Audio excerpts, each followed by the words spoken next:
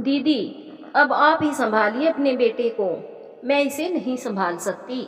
मेरे पास अपने बच्ची है। मैं उनकी देखभाल करूंगी या इसकी करूंगी।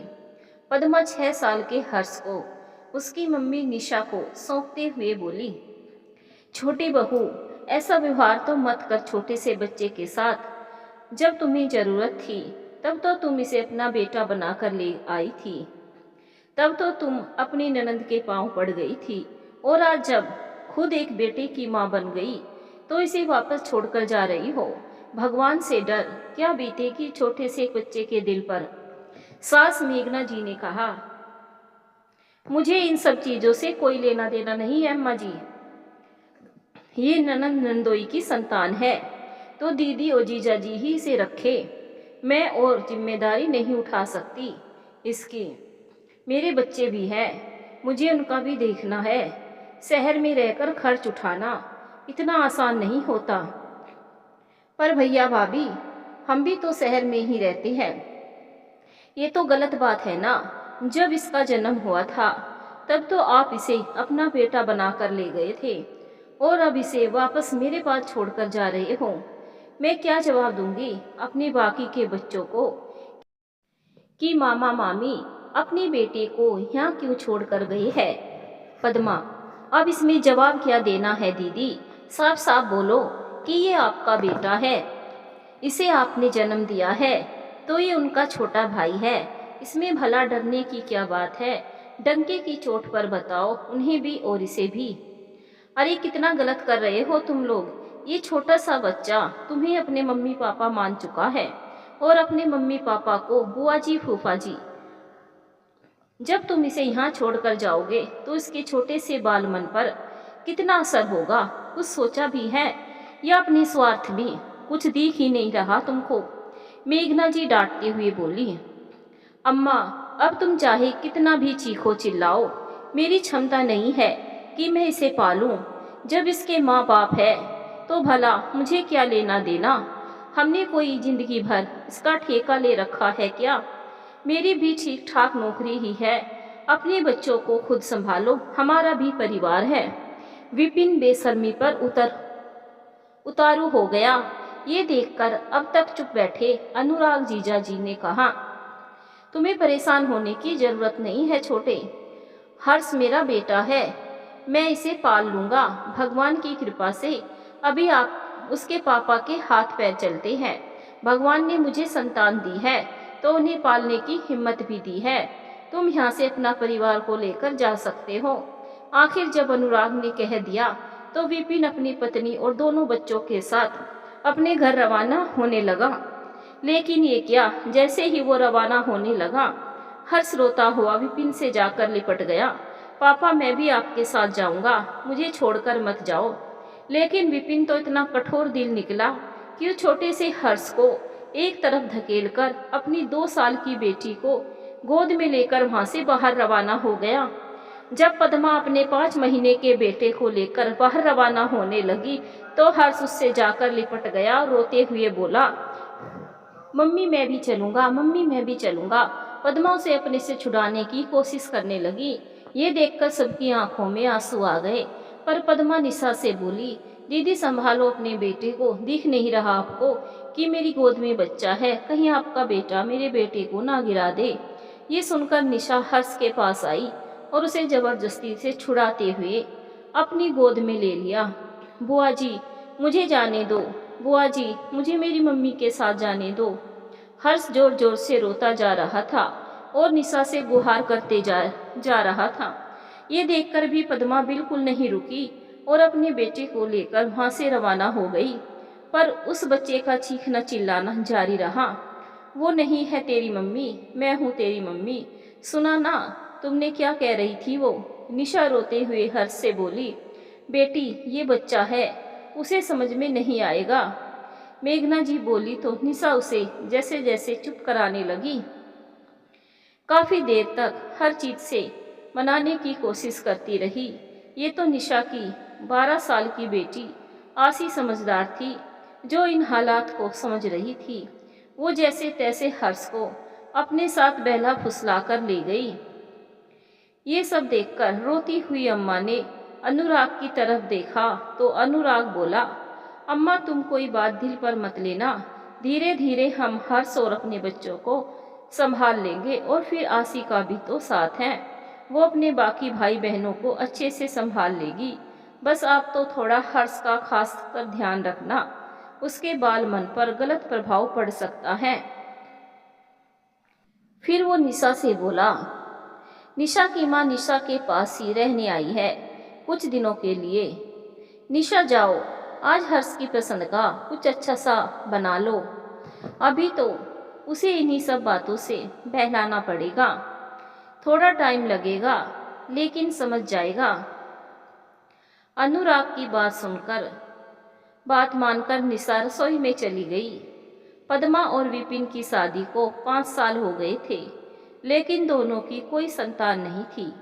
घर में हालांकि उन्हें कोई कुछ नहीं कहता था, लेकिन अड़ोस पड़ोस के लोग, आने जाने वाले लोग तो टोक ही देते थे। इसीलिए पद्मा और विपिन परेशान रहते थे।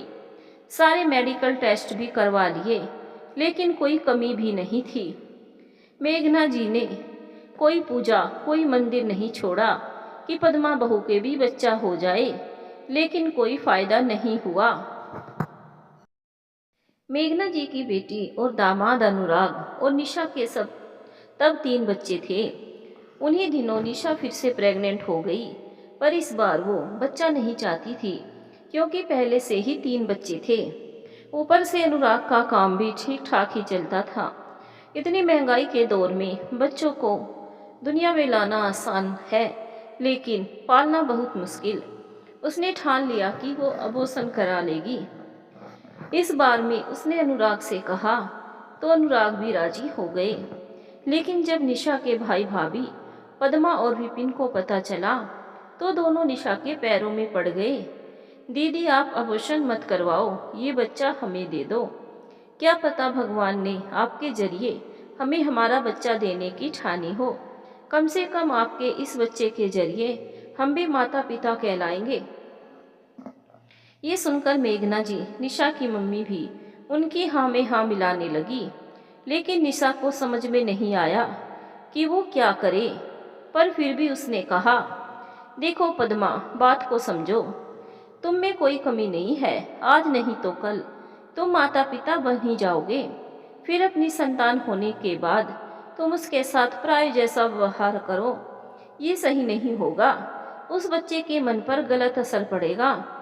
जब तुम खुद माता पिता बन जाओगे तो फिर क्यों बच्चा गोद लेना। लेकिन दोनों ही नहीं माने और उनके साथ साथ मेघना जी भी अड़ गई। अरे ऐसा कुछ नहीं होगा निशा बेटी, मेरी जुबान है ये। निशा तू तो वैसे भी उसे खत्म करने जा रही है, तो सोच तेरे कारण किसी की गोद भर जाएगी। ये बच्चा अपनी किस्मत लेकर आया है, इसकी किस्मत में खूब ठाट बाट है। और ये जो तेरा डर है ना भविष्य को लेकर, ऐसा कुछ भी नहीं होगा। अपनी माँ पर विश्वास कर। आखिर सबके इतना कहने पर अनुराग ने भी निशा को समझाया तो निशा मान गई।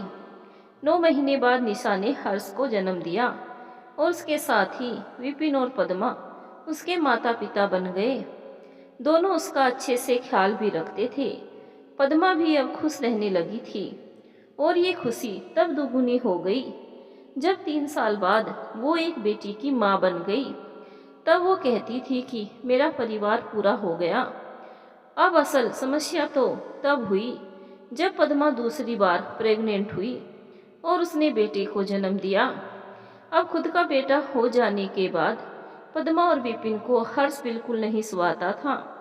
उन्हें लगता था कि वो तो अपनी बहन और जीजा के बच्चों को संभाल रही है। उन्होंने तो जैसे हर्ष को भुला ही दिया।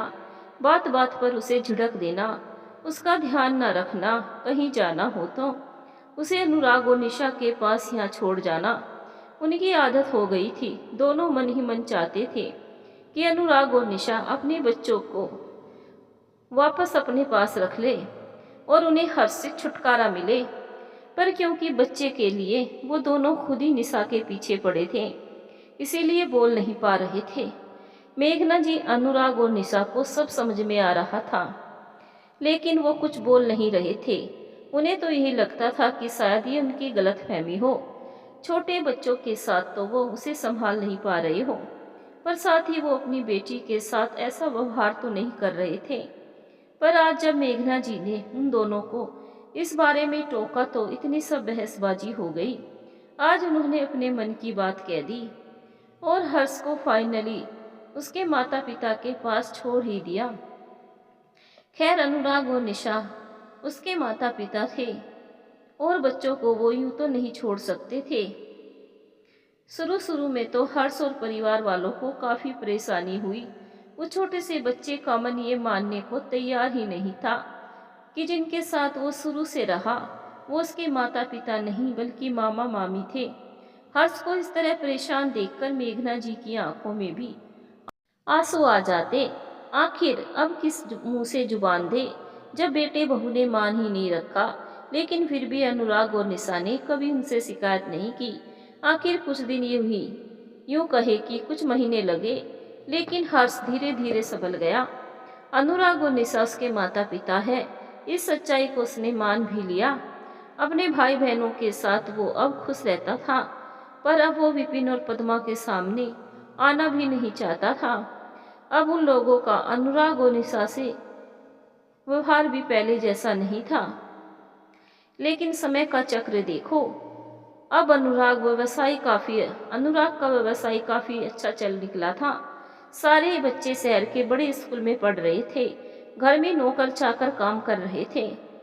अब कभी विपिन और पद्मा को मेघना जी डंके की चोट पर उनसे कहती, तुम अपने दिल पर बोझ मत लो बेटा, मैंने कहा था ना कि ये बच्चा अपनी किस्मत लेकर आया है।